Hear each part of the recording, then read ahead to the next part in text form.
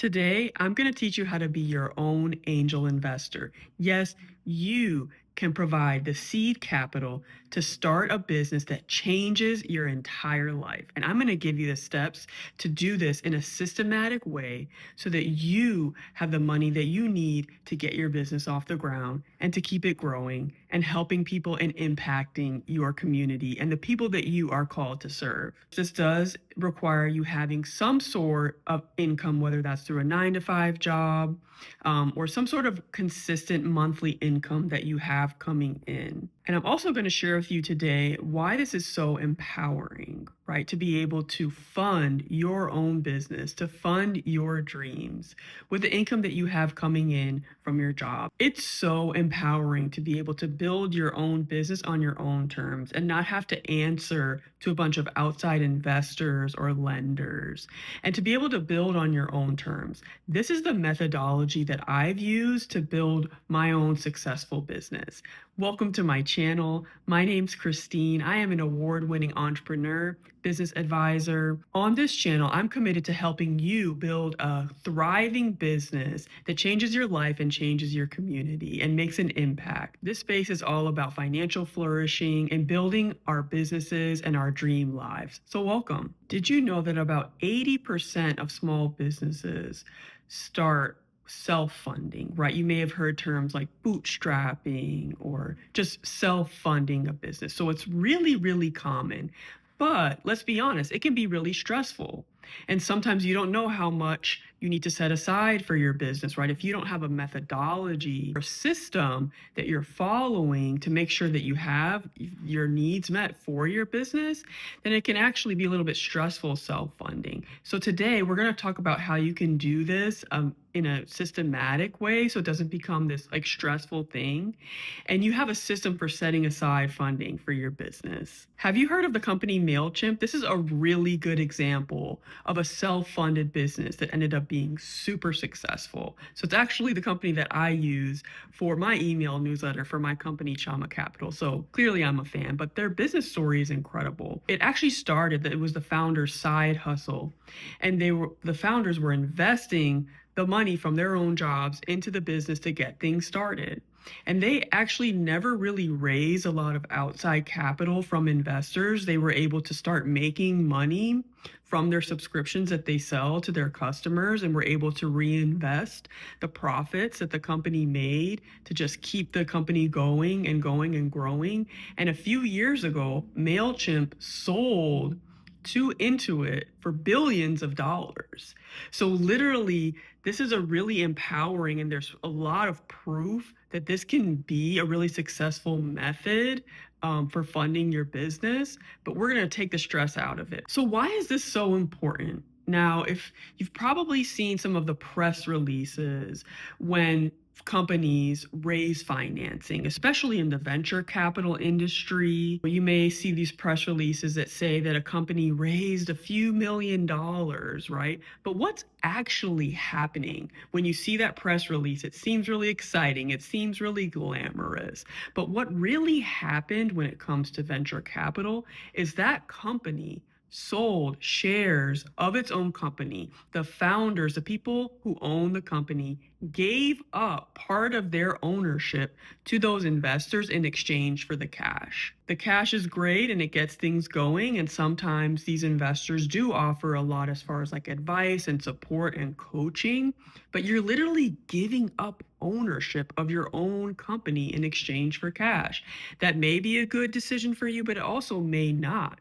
It can change the dynamics of the decision making of your company. And so that's something to think about, whether that really makes sense and whether that's going to enable you to build your business on your own terms. You are literally giving up ownership, and you may also be giving up some of the decision making power because those investors then have influenced how you're operating your company. Let's talk about loans as well. When you get a loan, yes, you get that cash and no one has taken any ownership shares of your company, but now you have to work the expense of paying a loan payment. If you have a home, every month you have to make your mortgage payment. So now that you have this business loan, you now have this expense that you have to pay every single month. Even if you have a down month, that bank still doesn't care. They still are like, we want our money because we've lent it to you. That's the agreement that you've made. And even most business loans require a personal guarantee,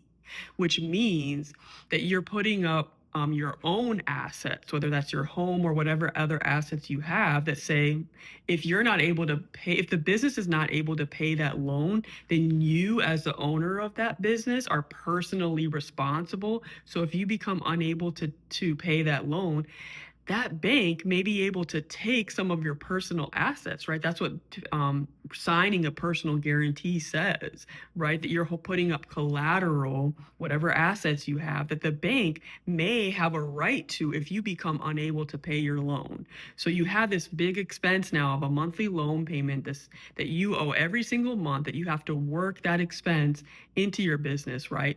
So I always say that funding is not something that you should consider, or it becomes really relevant when you have this huge growth opportunity in front of you, right? And that funding is something that you're going to be able to make multiple dollars of revenue on from getting that funding, because otherwise it doesn't really make sense to give up ownership of your company or to take a loan from a bank, right? Unless you're being able to take those dollars that you are getting from the investor and make multiple dollars on each one of those dollars of investment that you get. Because otherwise it can put you in a pretty difficult financial situation, and it also can lead to you giving up part of the control over your own company that you've been building. Investment can be great, it can be really powerful, but it also may not be the most empowering option. Let's get into how you can self-fund and take some of the stress out of that process and be your own angel investor. So to be your own angel investor, the first thing to do is figure out what all of your business expenses are. Write them all down, put them all in a spreadsheet. And I want to make sure that you're signed up on the email list for Flourish with Chris. You can sign up in the description box, or it's on my website. I'll put all the information down below, because I'm going to be coming out with a budgeting template on being your own angel investor. And all you have to do is just plug your numbers into that in an Excel. So make sure that you're signed up on the email list so that you can be the first to sign up and get that budgeting template when it comes out later this month. What you can start with, if you're just doing this now, is just write out every single one of the expenses that you currently have for your business or that you expect to have. So whether that's software subscriptions, if that's ingredients that you need to buy on a weekly basis or a monthly basis, different inputs or inventory that you need to buy, whatever it is, write down what all of your expected expenses are. Just write those down either on a piece of paper or in a spreadsheet, whatever you want to do. Write them all out. Now, if you're just starting out, right, this might be a little bit harder because you're not sure what some of the expenses are. So just think of everything that could come to mind, right? If you're doing a tech app, right, then you're going to have some software expenses. Maybe you're paying for the domain, and that applies to all businesses actually, right? Because you're going to want to have a website. How much does your domain cost? How much does, your website subscription, if you're using Squarespace, which I love, or something other, Wix, or one of those other website builders. So just write out what all of your expenses are and that you expect to be. Now, the world we live in, right, you have expenses that you pay on a monthly basis. Every month it's coming out of your account. And then you have other expenses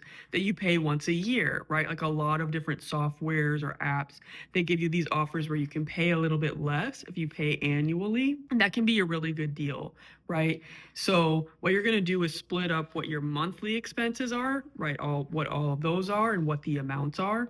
And then you're going to write what all of your annual expenses are and what the amounts are. The next thing that you're going to do is to add it all up.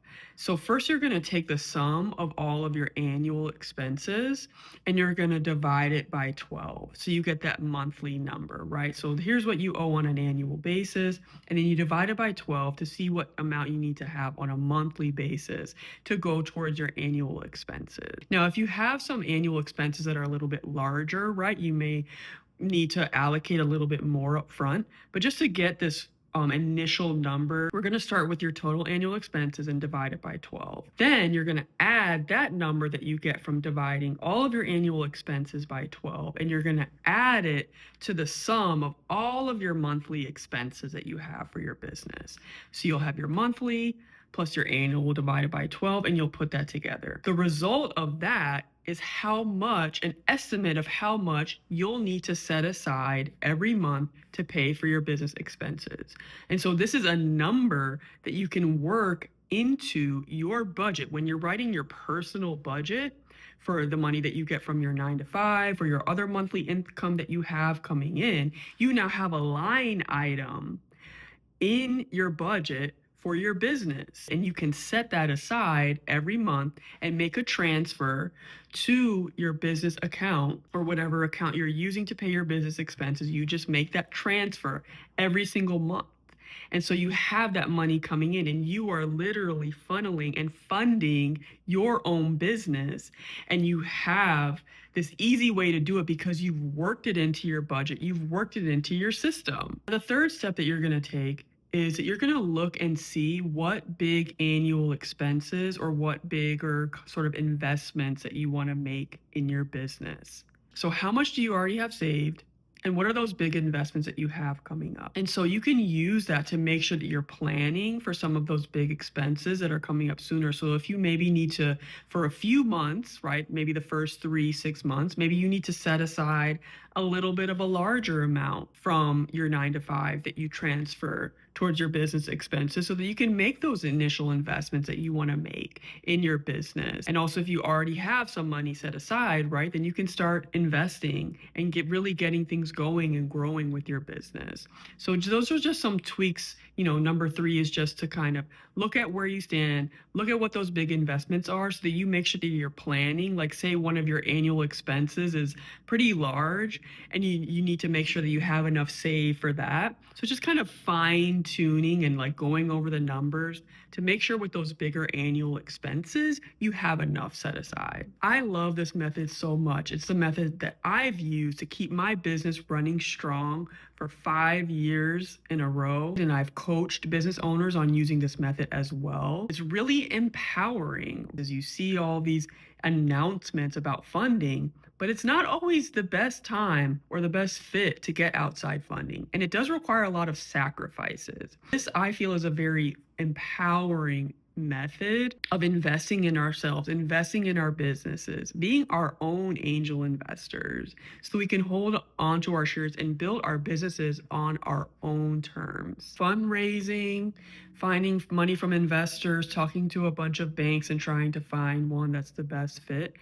That can be so frustrating, and it's almost like takes so much time off of just running your own business. So while it can be a really good option when you're at that place in your journey where you really, really need some funding for that next big growth opportunity that you have, a method of funding that I really like that I also find to be very empowering, but can also take up a lot of time as well, is crowdfunding. Some companies that I really admire, for example, Rockablock, is a brand based out of Indiana, and they create these amazing t-shirts and pins and patches and other merchandise that they print. And they did a crowdfunding round where they raised a crowdfunded loan to fund the next phase of their business because they were getting ready to open a new location. They were expanding. They wanted to really up their inventory for some big opportunities that they had, right? So they were kind of at that inflection point. Another company that I love is Curl Mix.